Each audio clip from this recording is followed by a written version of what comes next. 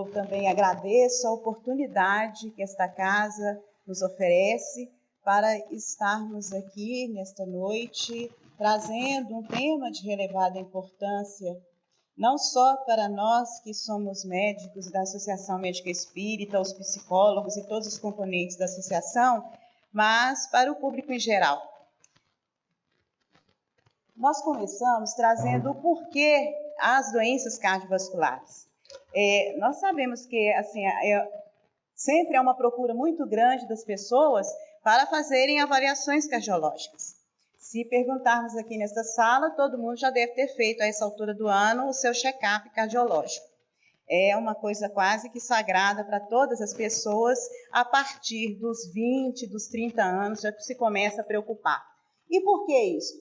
Porque é a principal causa de morte, de acordo com a Organização Mundial de Saúde. As pessoas morrem mais por doenças cardiovasculares, segundo os dados da Organização Mundial de Saúde, do que por outra causa. Tem estimado que são 17 milhões e 500 pessoas que morrem no ano de 2012 só por doenças cardiovasculares, sendo que representa 31% de todas as mortes ocorridas. Nós trazemos aqui ainda esses dados que essas doenças são as principais causas de mortes também em mulheres e homens no Brasil.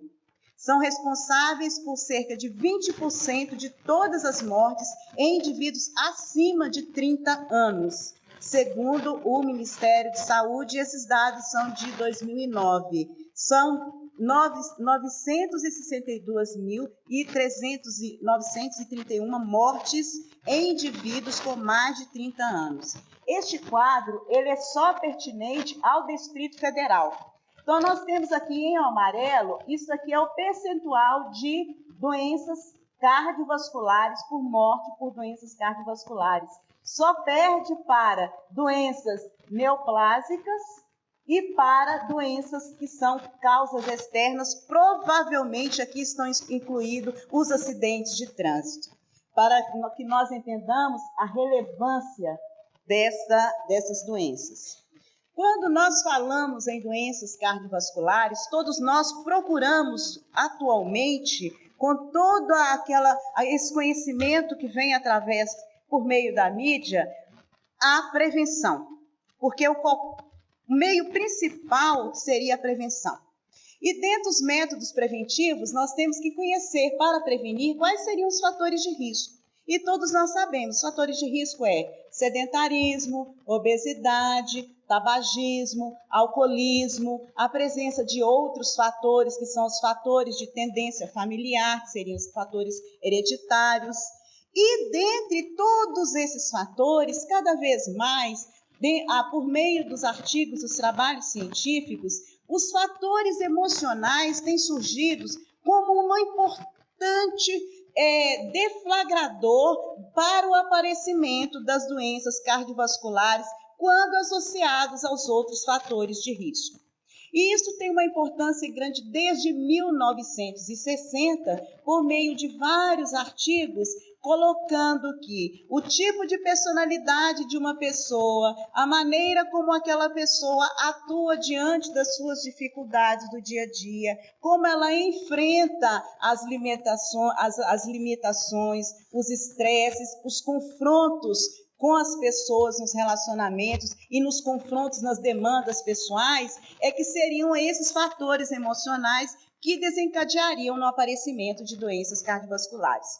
Aqui nós temos esse primeiro artigo, que é de julho de 2012, que fala a respeito dos fatores emocionais, que seriam os estressores, que seriam os gatilhos para os eventos cardiovasculares.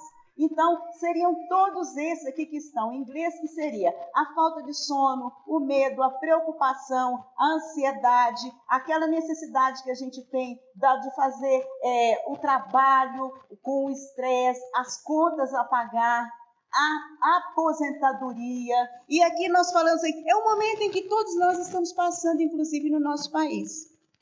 Um momento de crise econômica e que nós nos vemos diante de preços exorbitantes e diante disso nós temos quem tinha a possibilidade de uma aposentadoria em 2, 3 anos, já não está mais contemplado com esta possibilidade neste período, e tudo isso transforma para a pessoa um estresse, porque ela já contava com uma programação para a sua vida, e essa programação vai ter que ser modificada, e muitos de nós não conseguem trabalhar diante de expectativas. Muitos de nós não conseguem trabalhar diante de situações em que tenha que fazer toda uma movimentação para se adaptar.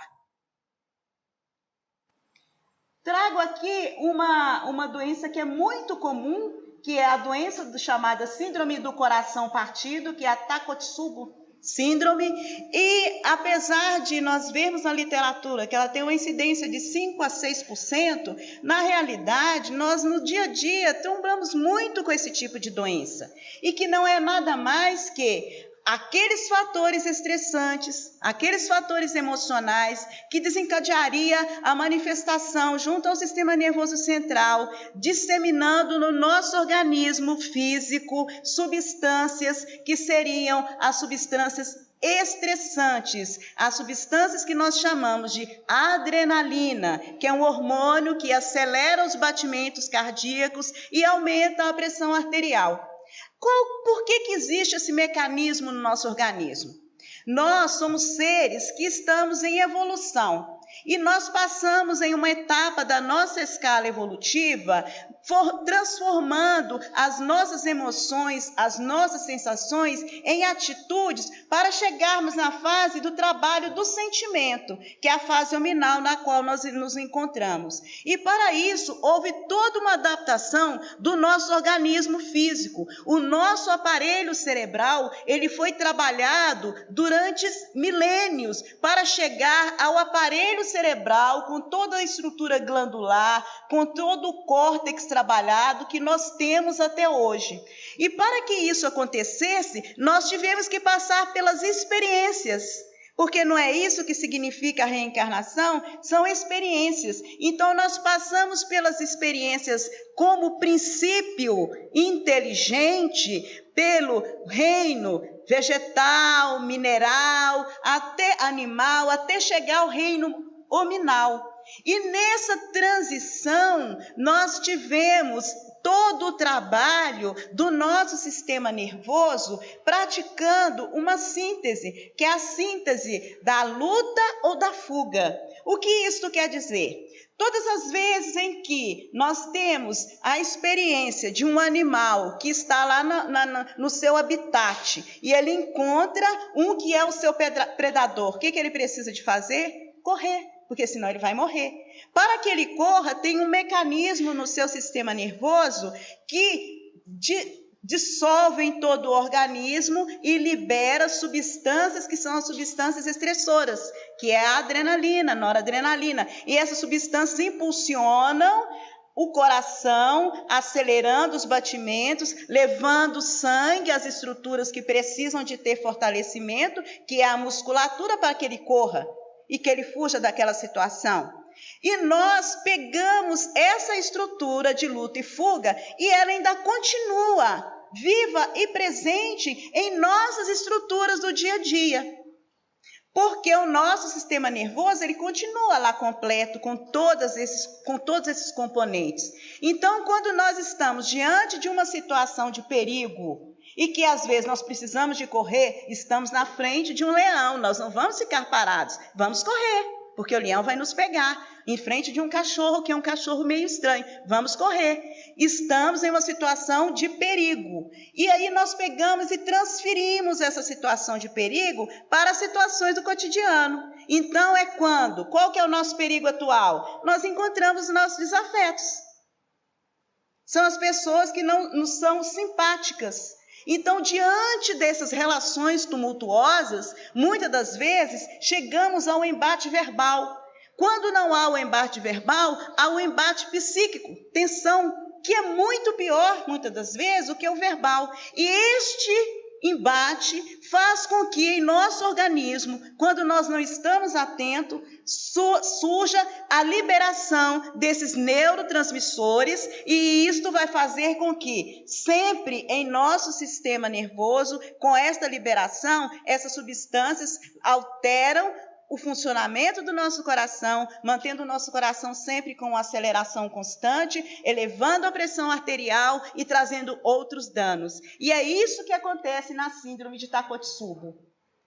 Diante de uma forte tensão emocional, seja ela de qual natureza for, aquela pessoa, ela é tão invadida pela emoção naquele momento, não consegue se controlar, e a onda de neurotransmissores que caem na sua corrente sanguínea é tão grande que ela desenvolve essa síndrome, que é a mesma coisa de um ataque cardíaco, de um infarto, muitas das vezes fulminante.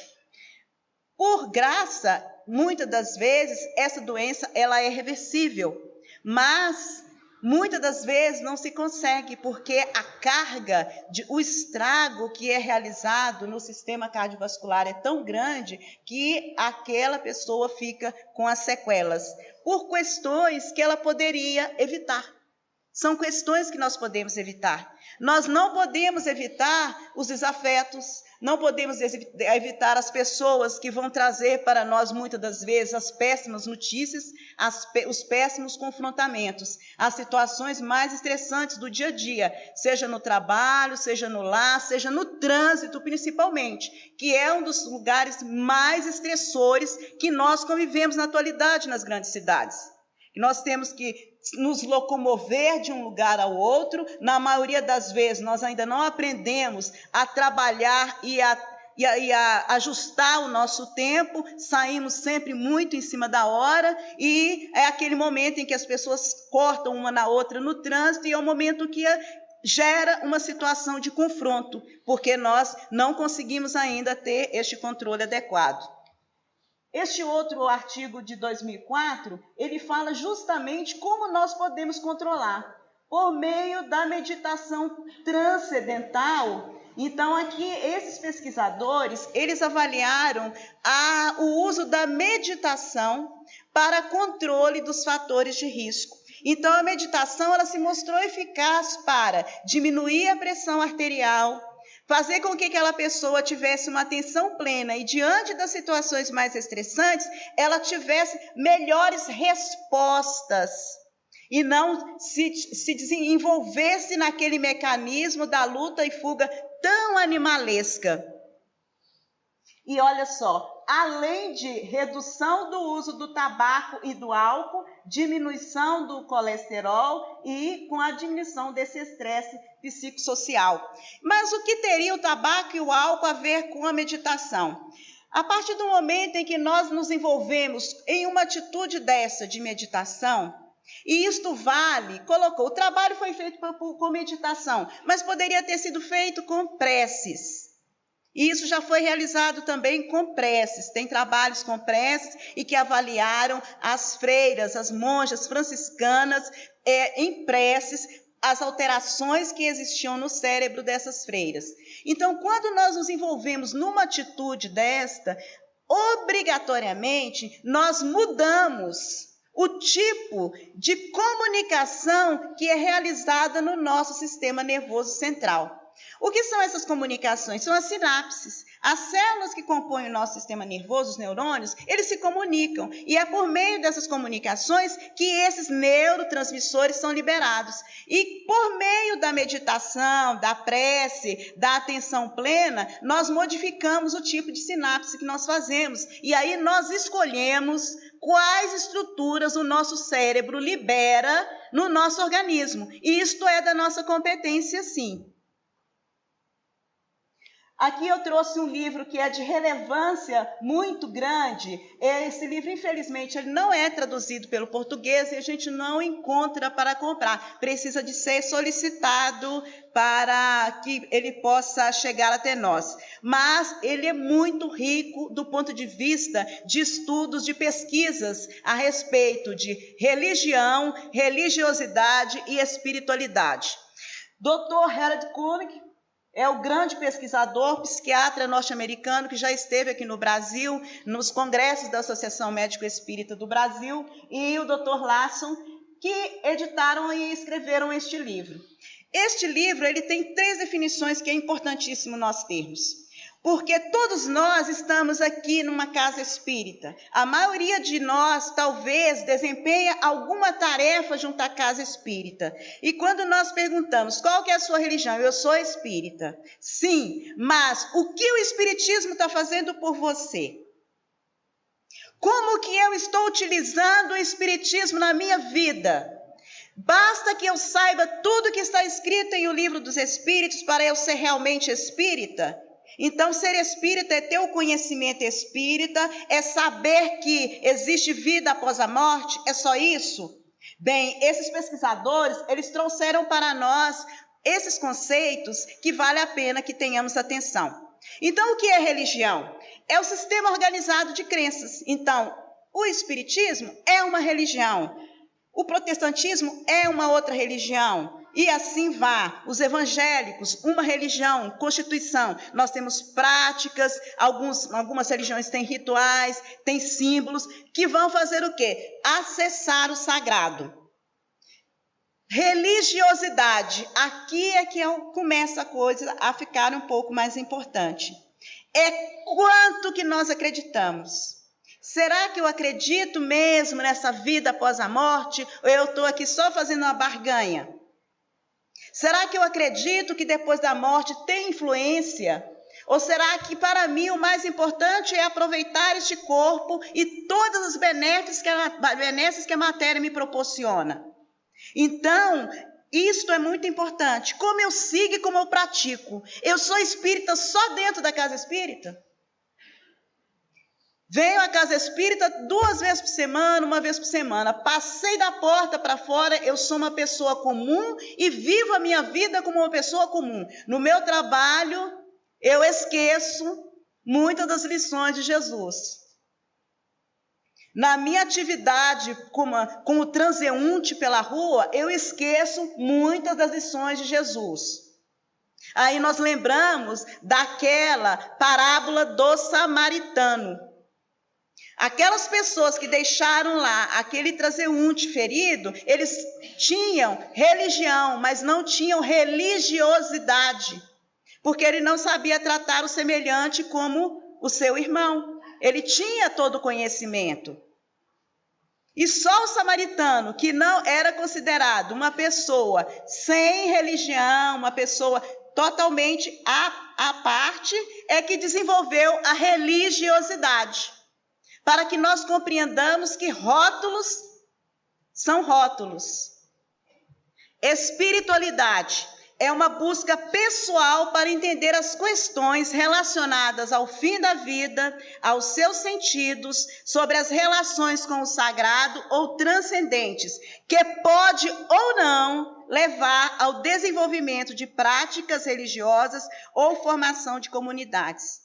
Quando nós pegamos essas definições, nós compreendemos. Aquela pessoa que pega, estuda, que vem assistir uma palestra e que aquilo modifica a sua vida, talvez ela está muito mais crescida, evoluída, do que muitos de nós que às vezes viemos na casa espírita todos os dias, fazemos um monte de trabalho, mas ainda não conseguimos absorver tudo em nosso coração. E isso tem uma importância muito grande na maneira como nós lidamos com os fatos do nosso dia a dia.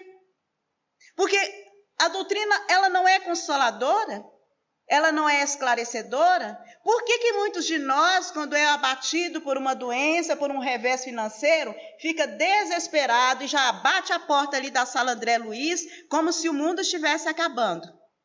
Não é verdade? Não é assim que acontece? É porque essa palavra aqui, ela explica isso, ó, coping. O coping é como nós lidamos, enfrentamos as nossas adversidades e como nós utilizamos os conhecimentos da religião para enfrentar essa adversidade. Dentro deste conhecimento desse conceito que Harold Koenig coloca de coping, nós temos 2 tipos de coping. Um que é o positivo. É quando a religião, ela chega e me apresenta uma postura de positividade para a vida, ou seja, ela me resgata dentro das dificuldades, eu sei como superar. Outro coping, que é o negativo, e nós não estamos longe de passar por isso, é aquele: eu adoeci, é porque eu preciso de pagar. Na outra vida, eu fui provavelmente uma pessoa que abusou e agora eu tenho que resgatar. Isso é coping negativo.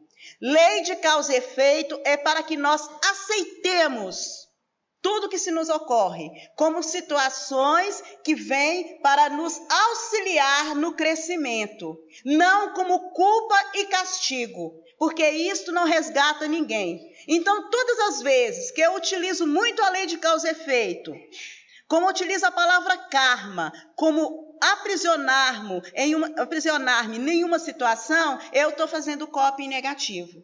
O adequado é: isto vem para me trazer a possibilidade de crescimento por meio dessa doença, por meio dessa dificuldade financeira, por meio desse familiar um pouco mais difícil, por meio dessa diversidade no meu momento de trabalho, para que eu aprenda alguma lição, para que eu modifique algum sentimento. O que passou na vida para trás está lá, esquecido. Por isso que com a reencarnação a gente tem a bênção do esquecimento, para que a gente possa crescer com o arsenal que tem no momento e adquirir novos arsenais para a vida em frente.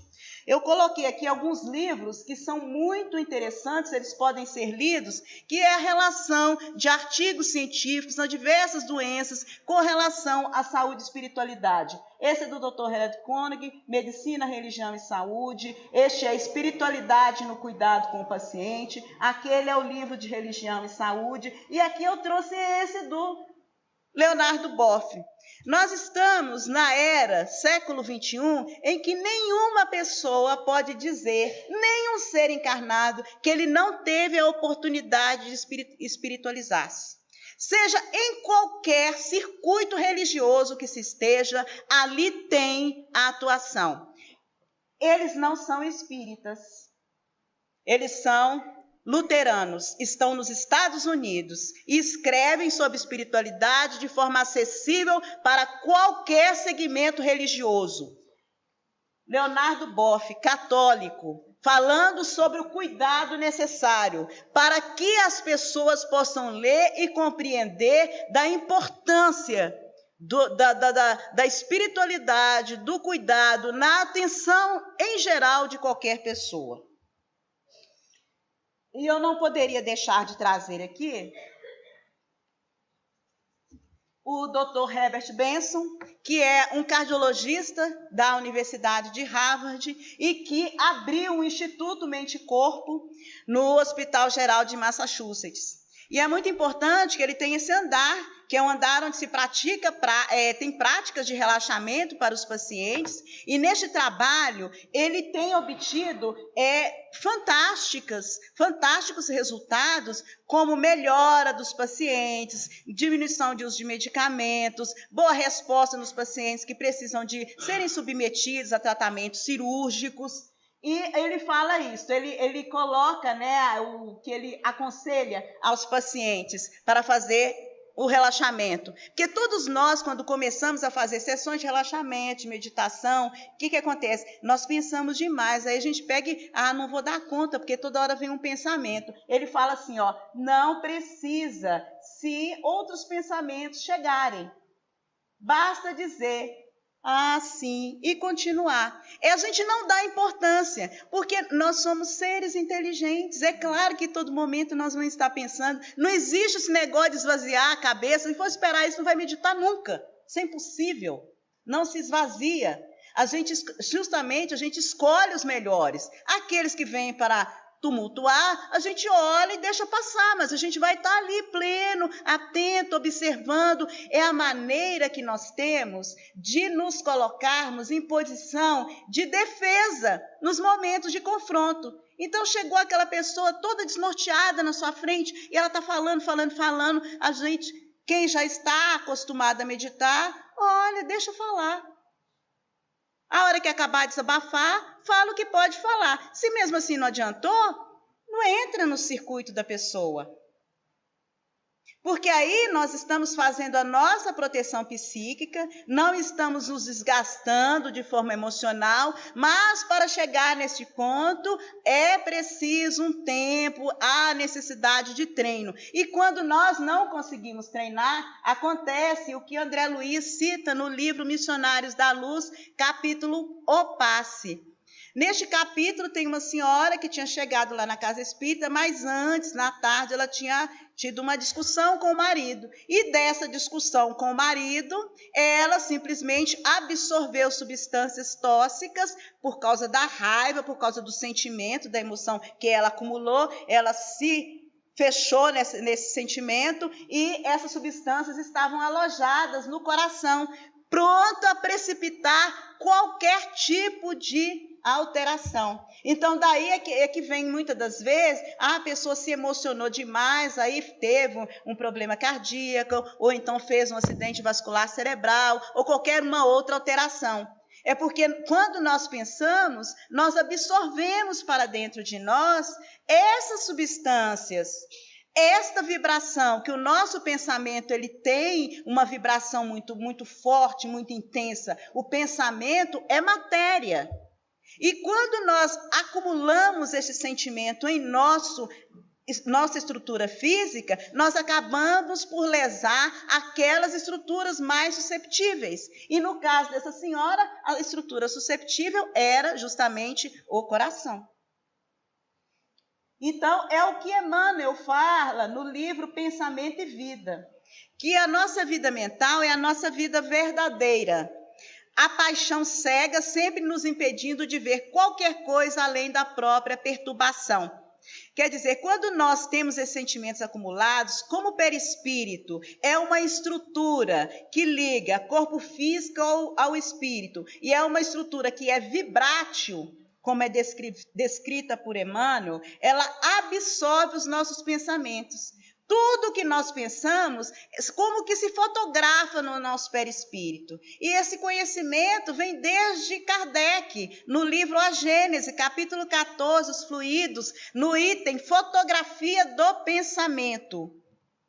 E aí Emmanuel consegue falar que é nesse estado negativo que, martelados pelas vibrações de sentimentos e pensamentos doentios, atingimos o desequilíbrio parcial ou total da harmonia orgânica, enredando corpo e alma nas teias da enfermidade com a mais complicada diagnóstica da patologia clássica.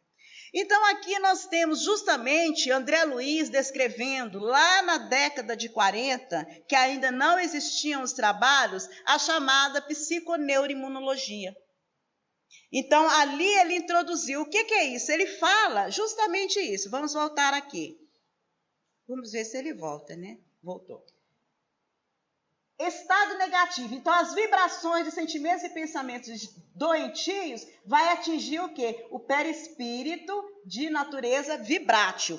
Muito que bem. E como que acontece isso? Dependendo do tipo de personalidade que nós temos, nós vamos ter o que está aqui nesse quadro, que foi esse artigo de 2008.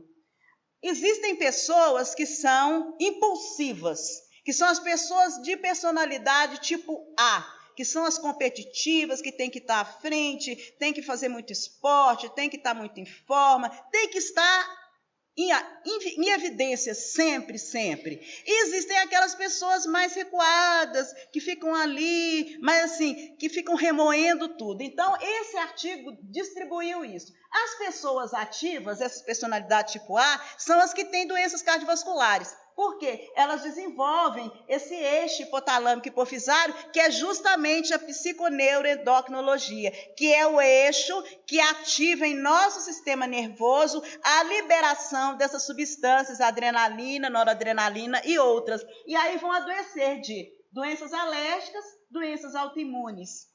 É alergia, aquela pessoa que de uma hora para outra aparece com erupção na pele toda, não sabe de onde veio. O que é? Fator emocional, muitas das vezes, que desencadeou aquela estrutura. E aquelas pessoas passivas que vão absorvendo as coisas, o que acontece? Elas vão desenvolver o quê? Doenças mais infecciosas e as doenças neoplásicas e vão ter mais atuação do sistema neuroendócrino, sem a atuação do sistema de liberar as estruturas adrenalina no organismo. E é o que Emmanuel fala em Pensamento e Vida. Para a gente compreender que os instrutores na década de 70 trouxeram todo esse pensamento e os pesquisadores, 20, 30, 40 anos depois, começaram a fazer as pesquisas e fazer a associação saúde-espiritualidade. Nossas emoções doentias mais profundas, quaisquer que sejam, geram estados enfermiços. Então, só o sentimento reto vai dar o reto pensamento. E aí, a alma, sem isto, ela pode adoecer, porque ela não tem equilíbrio. E aí vai imprimir no aparelho somático os desvarios e as perturbações correspondentes. Aqui eu trouxe 2 artigos interessantes e esse aqui eu acho ótimo. Eu estava fazendo a pesquisa e achei isso muito interessante. A fisiologia do casamento. Isso é interessante porque o casamento é uma instituição, é a base da família. Mas nós estamos num mundo de provas e expiações.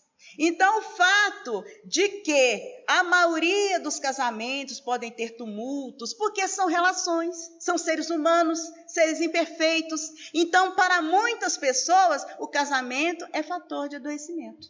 E é isso que esse artigo coloca. O casamento é um fator de suporte social para muitas pessoas, para algumas, quando elas conseguem ter um relacionamento adequado, de respeito, de troca de vibrações similares, de amizade, de companheirismo. Mas para algumas pessoas, e eles olharam aqui, quando não há este ideal de casamento, de afinidades, de respeito, não é que as pessoas pensem igual. As pessoas pensam diferentes, mas se respeitam, se amam do ponto de vista de espíritos imortais. Aí, esses conflitos, eles alteram a elevação da atividade cardiovascular, altera hormônios relacionados ao estresse e desregula a função imune. Para nós compreendermos como situações do cotidiano, do dia a dia, que muitas das vezes nós não entendemos, está atrapalhando a nossa saúde. Quando é muito mais fácil nós partirmos para buscar uma avaliação do que isso, onde que nós podemos atuar melhor nessa situação? Qual que é o tratamento que nós estamos precisando naquela situação? Qual que é o grau de aceitação que eu ainda não consegui chegar? Porque senão eu vou estar adoecida o tempo todo e não vou saber de onde que vem esse adoecimento. Esse artigo é interessante, que ele fala o que é a boa saúde e ele cita esse hormônio. E é por isso que eu coloquei junto, a ocitocina é chamada o hormônio do amor. É um hormônio que ele ocorre como liberação e ele traz saúde física, saúde social, saúde mental e saúde espiritual. Então, é o grande, como diz a menininha dos olhos atualmente, dos cientistas que estudam essa parte de neurohormônio e comportamento, são as ações da ocitocina que ela traduzem para o ser humano uma sensação de bem-estar, de uma euforia, de uma empatia. Eu diria que seria o hormônio da empatia. Tanto é que é o hormônio que é liberado abundantemente na hora do parto para que a mulher ela tenha toda aquela amorosidade, toda aquela questão do cuidado com aquele bebê.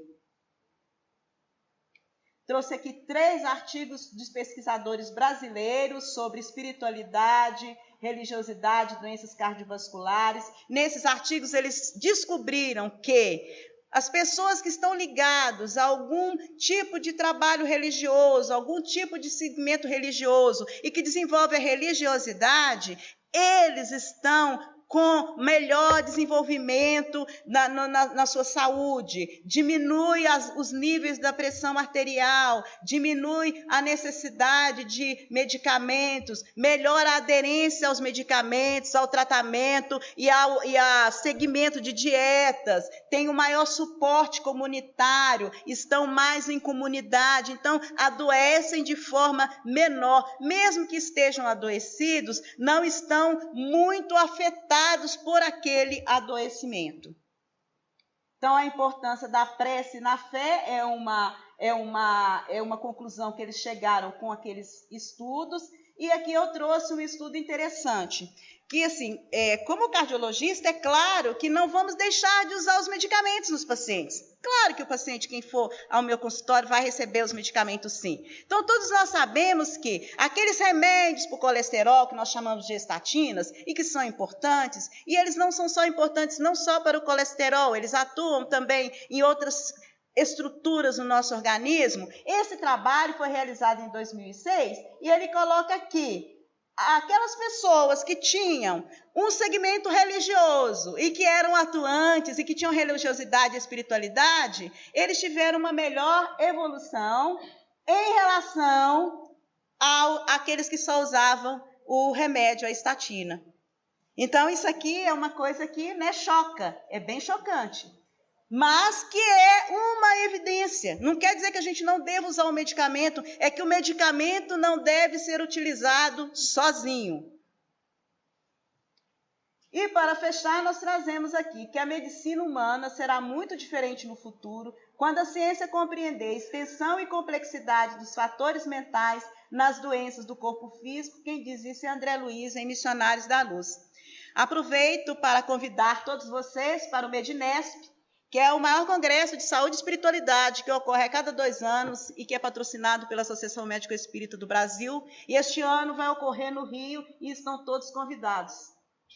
Obrigada. E agora as perguntas. E a gente vai passar, então, para as perguntas que nos estão chegando, sempre lembrando que aquelas que não foram respondidas depois serão oportunamente através dos e-mails que foram deixados. Essa doença, síndrome do coração partido, tem cura? O que deve ser feito? Eu gosto muito de colocar a síndrome do broken heart, porque todos nós temos o coração partido de uma certa forma. Todos nós somos seres em evolução. Então, nós estamos ainda trabalhando os nossos sentimentos. E quem aqui não quer estar ao lado de alguém e transferir e receber afeto? Todos nós. E o coração partido, ele vem, eu trouxe aquele artigo sobre o casamento, ele vem por meio de situações diversas. É quando qualquer ser humano não enxerga o outro como um irmão. Quando as nossas relações são de embate, quando elas deveriam ser de amorosidade.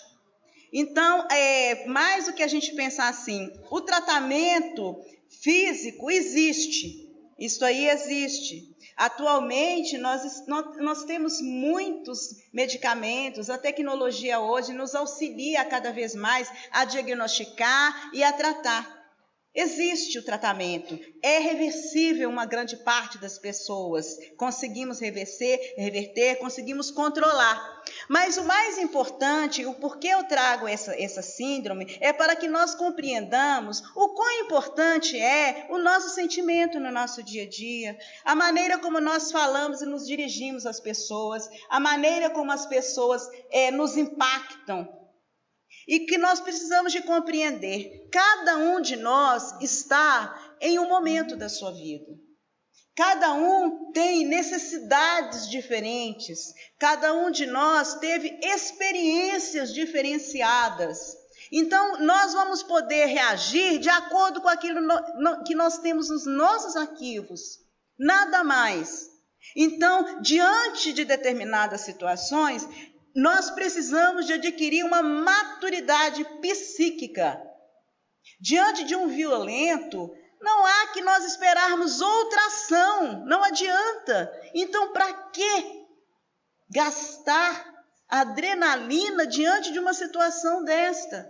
É o momento de nós termos a compreensão, de utilizarmos todos os meios, os recursos que nós já temos no século XXI, seja por meio da yoga, por meio da meditação, por meio da meditação mindfulness, por meio da atenção plena, por meio da prece, qualquer que seja o método que nós nos afinizemos, não importa. O importante é que nós achemos o nosso meio de estarmos focados, harmonizados. Se em algum momento, mesmo no trabalho insistente, a gente der uma escorregada, não tem problema. A gente levanta e continua de onde paramos. Isso é que é o mais importante. A gente saber que o sentimento é nosso e ele pode ser trabalhado para melhor. E a gente só trabalha quando a gente estimula, quando a gente pratica. Se a gente espera a prática só na hora que a situação ocorre, não vai dar certo. E como é que a gente pratica isso? É no dia a dia. Sabe, um trabalho que é muito importante na casa espírita é o atendimento fraterno. Ali a gente ouve cada coisa, a gente vê as mazelas e as dores. Então a gente não tem ideia da angústia e das dores das pessoas. Às vezes as pessoas estão ali, estão num cargo bom, tem uma boa situação financeira, mas está infeliz, falta algo. E é justamente esse algo que falta que faz com que essa pessoa ela tenha um mau comportamento, vamos assim dizer, um mau direcionamento das suas emoções no seu dia a dia. E esse mau direcionamento é o que faz com que ela tenha essa descarga adrenérgica no seu organismo e essa descarga adrenérgica leve a doenças tais como a síndrome do coração partido. O que dizer sobre crianças que encarnam com sérios problemas cardíacos, necessitando de cirurgia nos primeiros meses de vida e acompanhamento para toda a vida terrena? Bem, não é bem o tema desse dia, pode ser outro dia falar só sobre isso, mas vamos responder. Existem, dentro dos nossos planejamentos reencarnatórios, necessidades. Então, o que acontece na maioria das vezes? As doenças congênitas, a criança que já nasce com uma doença, por exemplo, cardiológica, é porque é uma necessidade dela, do espírito. Quando nós vamos nos reencarnar, isso está muito bem explicado no livro Os Missionários da Luz, Reencarnação de Segismundo, capítulos 11, 10, 11, 12, no qual uma pessoa ia se reencarnar e ela tinha alguns débitos. Aí, como esses débitos estavam fixados no seu corpo perispiritual, essa pessoa precisaria de ter uma doença para poder resgatar os débitos, porque é assim, não existe a questão, a gente ignora muito isso. Então, a maior bobagem que eu penso hoje, ela fica gravada no meu perispírito. O melhor sentimento fica gravado. E também o pior. Por isso é que tem o pensamento, adultério por pensamento. É isso que Jesus queria dizer. E a gente não entende. Ele foi bem literal. Quando nós pensamos mal, fica marcado. E a repetição de péssimos pensamentos fica marcado. Quando agimos, fica marcado. Então, esse ser reencarnante, na maioria das vezes, está nascendo por uma necessidade de reorganização do seu corpo perispiritual. Então, é uma necessidade reencarnatória. Existem outros fatores, mas, em suma, é isso. Isso é uma palestra, isso é um tema, a gente fica sugestão, podemos fazer, é um tema, tá? De adoecimentos e as causas, né? Ok? A outra pergunta é, a morte por problemas cardíacos, infarto, por exemplo, rápida e que a pessoa morre aparentemente com saúde, disposição, sem muito sofrimento, pode ser uma bênção da espiritualidade? Não dá para falarmos isso. Gente, cada um é um. Então é o seguinte, vou dar um exemplo, falar para vocês aqui uma coisa hipotética. Uma pessoa que trabalha, tem a sua vida toda dedicada, a pessoa está na casa espírita, vai lá, trabalha, morreu. Esse é um anjo. Gente, não existe. Porque assim, o trabalho, a dedicação é uma coisa. Outra coisa é o que há no interior. E o interior, só nós é que sabemos. Os sentimentos são nossos. Quando nós desencarnamos, o perispírito, que é de natureza vibrátil, ele está com todo o nosso conteúdo emocional, todas as nossas necessidades, todo o nosso apego e desapego impresso. Então, o fato de você ter uma doença e ter uma morte súbita não quer dizer que foi melhor. E a gente sabe que não é assim, às vezes, porque depende, se aquela pessoa que desencarnou com uma morte súbita, ainda jovem, era espiritualizada, era desapegada, tinha noções da vida superior, vivia como um ser imortal, aí para ela não vai ter problema nenhum, ela vai se desapegar. Agora, se esta pessoa, podendo até ter o conhecimento da vida espiritual, não vivia como um ser imortal, era apegada à matéria. O que é ser apegada à matéria? Acha que é só ser apegada a esse livro, a uma joia, a um vestido? Não. Sabe qual que é o nosso maior apego? As pessoas.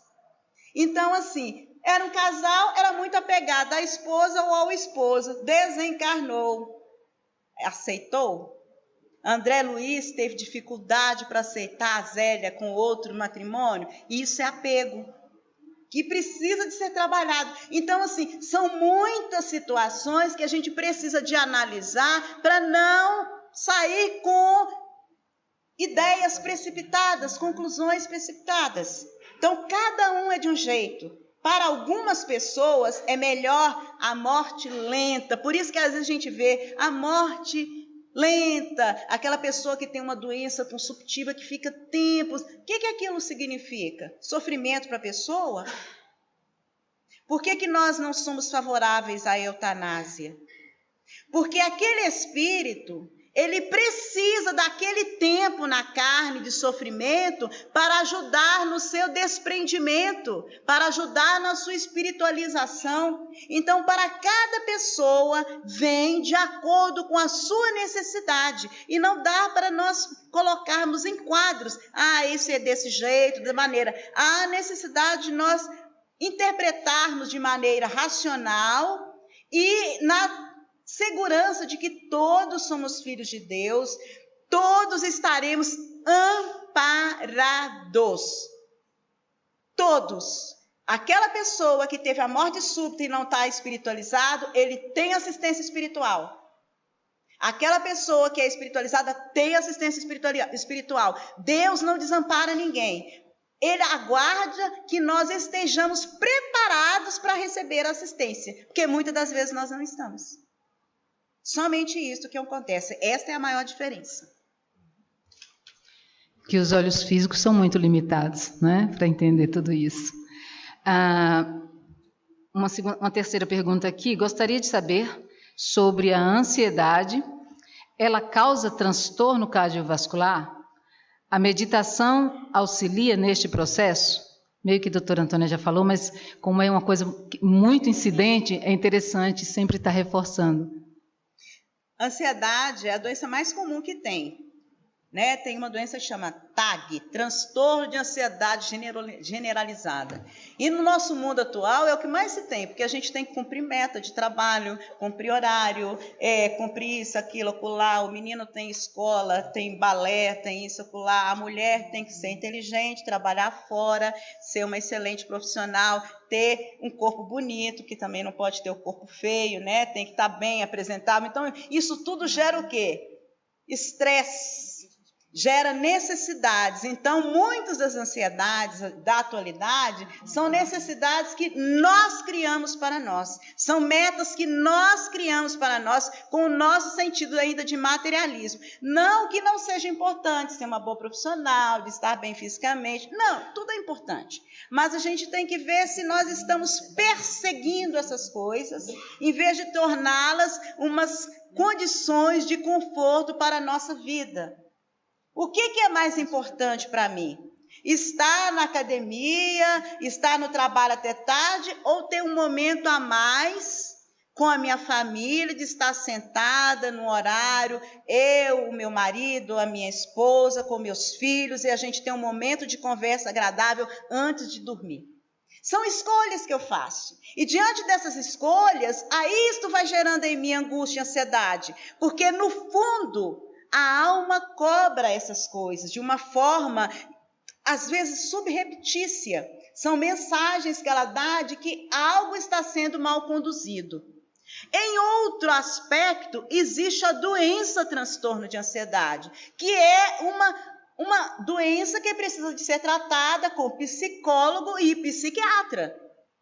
Então, sempre a gente precisa de ter assistência profissional para saber qual é a ansiedade, que tipo que é, e para, com a ajuda dos profissionais, nós temos o melhor condicionamento associado ao tratamento médico, já com o diagnóstico elencado. Nós utilizamos a terapia complementar espírita, que é, se você é espírita, você vem à casa espírita, assiste uma palestra, recebe o passe, faz água fluidificada, traz e leva para sua casa. Você escolhe um dia na sua casa para você realizar o culto do Evangelho no lar, que a pessoa acha que é só vir aqui, receber o passe, vai embora. Não, não é. Porque o passe, você recebe as energias psíquicas, absorve, fica aquilo ali, aquela sensação maravilhosa, flutuante. Mas a gente precisa de cultivar aquela energia. Para cultivar é por meio da prece, do estudo,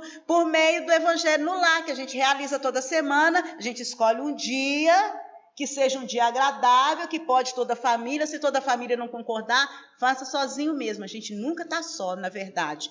Faça, leia lá, sempre naquele mesmo horário, naquele mesmo dia, e nós vamos nos harmonizando. É uma batalha. Nós ainda não estamos completos, nós somos seres em perfeição, então nós temos ainda angústias, ansiedade, isso é normal. E para que nós tenhamos a nossa saúde integral, nós precisamos de trabalhar em nós essa autoestima, essa perda da culpa, saber o seguinte: tem dificuldades, tem limitação, tem defeitos? Sim, todos temos defeitos. Agora, onde que a gente pode trabalhar para melhorar um pouquinho isso? É melhor essa postura, se olhar, se amar e buscar se melhorar para ser melhor a cada dia, a cada momento. Uma outra pergunta é: os desafios diários que enfrentamos todos os dias podem alterar o nosso espírito, como uma rotina repetitiva, por exemplo? Quem não tem rotina repetitiva?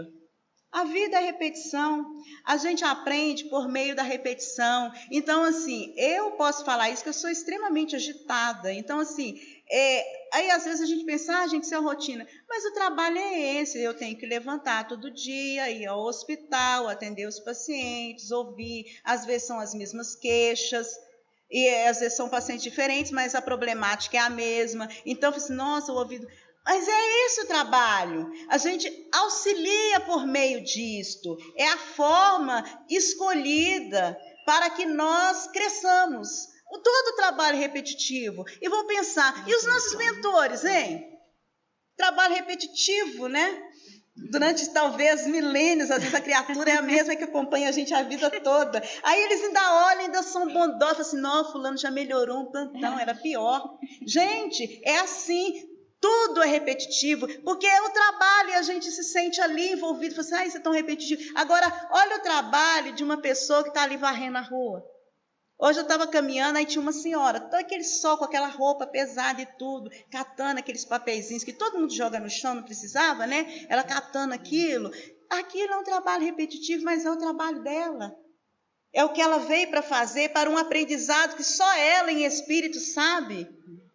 Tudo. Um motorista de ônibus, que é coisa mais repetitiva do que aquilo, fazer aquele trajeto, vai e volta, vai e volta. É estressante? É. Tanto é que são profissões que têm um tempo certo de duração, certo? Tem que ter períodos de descanso. Tudo na vida é repetição. Não existe. Uma mãe. Imagina aquelas que foram mães, aquelas que são mães. Não é repetitivo? Aquele cuidado com o filho durante todo aquele período, é fralda toda hora, né? A cada 5 minutos, fralda aquelas que têm gêmeos, né? Trigêmeos, olha a confusão. Então, assim, tudo. Se a gente achar que isso vai ser motivo para estresse para nós, pense, a repetição da lição de Jesus há 2.000 anos, que dramático. E Jesus está compassivo, fornecendo a sua amorosidade, as suas lições, porque em algum momento a coisa alcança e a ficha cai. Não é assim que a coisa deve ser? Então vejamos como que eu posso fazer aquilo diferente. Porque cada um não existe repetição, porque nós somos únicos. Cada um faz de uma maneira, e é o brilho pessoal que precisa sair em cada tarefa desempenhada. Nós estamos com o tempo esgotando. Queria agradecer à doutora Antônia pela exposição, pelas perguntas que ainda nós temos, pelas perguntas que ainda temos aqui. Algumas pessoas colocaram seus e-mails, outros ainda não, mas nós colocaremos à disposição, talvez até pelo e-mail da comunhão ou da AME mesmo, que é ame.distritofederal@gmail.com, ok? Então, eu estava pensando, enquanto a doutora Antônia estava comentando, e as tantas perguntas que estavam vindo aqui, é que, de fato, nós temos hoje um mundo de informação, e nós nos formamos em muitos conhecimentos, mas poucas vezes nos transformamos. A inundação de informação sem uma seleção adequada daquilo que nos chega, né? Por isso que o orai e vigiai é tão importante. Vigiar este pensamento, vigiar o que é que nós estamos alimentando os nossos pensamentos, que se transformarão em sentimentos, e que nós ficamos num ciclo vicioso do que pensamos e do que sentimos, tanto para um bom alimento como para um alimento negativo. E isso, às vezes, o sentimento que se repete também por muitas mágoas, que se transforma em ressentimento, e ficamos outras vezes revivendo situações que ficaram no passado. Uma vez eu recebi uma postagem que dizia: se me perguntarem sobre o meu passado, eu simplesmente me responderei: não sei dele, não estou mais lá. E não, isso é para dizer que nós esqueçamos dele, mas que ele, utilizado, o que nós fizemos de bom ou que nós não fizemos ainda de bom, utilizado como lição, ele fica esquecido para que ele não fique sendo revivido e ressentido. Que isso que vai partindo os corações em quaisquer indivíduos em menor ou maior grau. Muito obrigada pela atenção de todos, muito obrigada pelos esclarecimentos. Antônia sempre faz exposições brilhantes e óbvio, como ela até colocou, há muitos temas que nós poderemos trazer aqui, não é, Wagner? Em outras oportunidades, tá? Então, gostaria de agradecer a presença de todos, aqueles que estão nos assistindo pelas redes sociais, pela internet e pela Rádio e TV Comunhão. E passo agora novamente a palavra para a doutora Fabíola, para a prece final. Muito obrigada.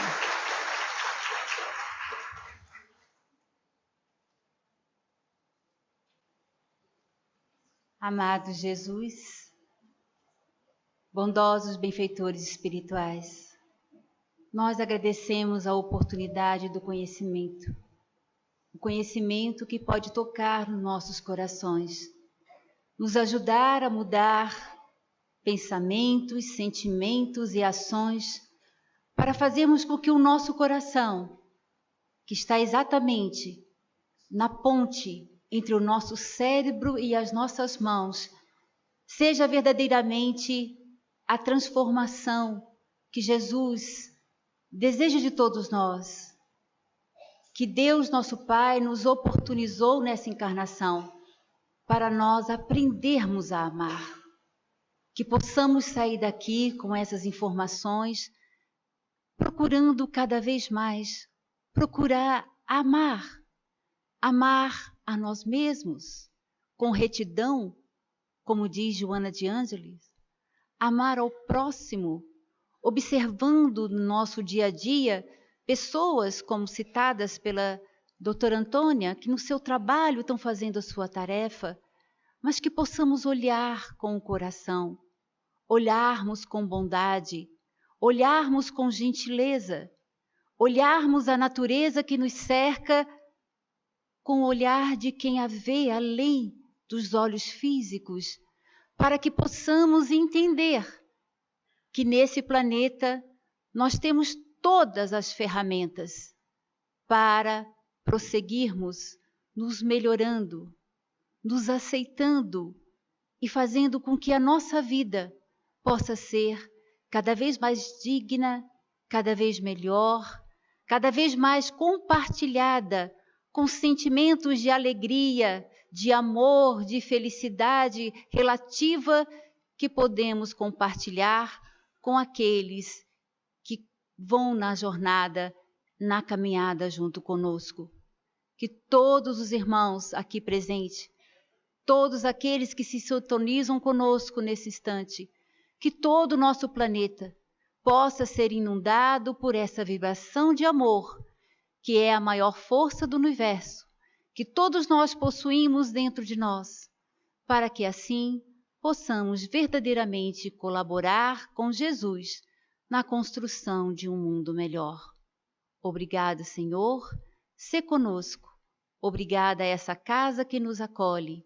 E nós aguardamos a todos para os próximos programas do projeto Mais Ame DF na saúde integral dentro da Comunhão Espírita de Brasília. Graças a Deus.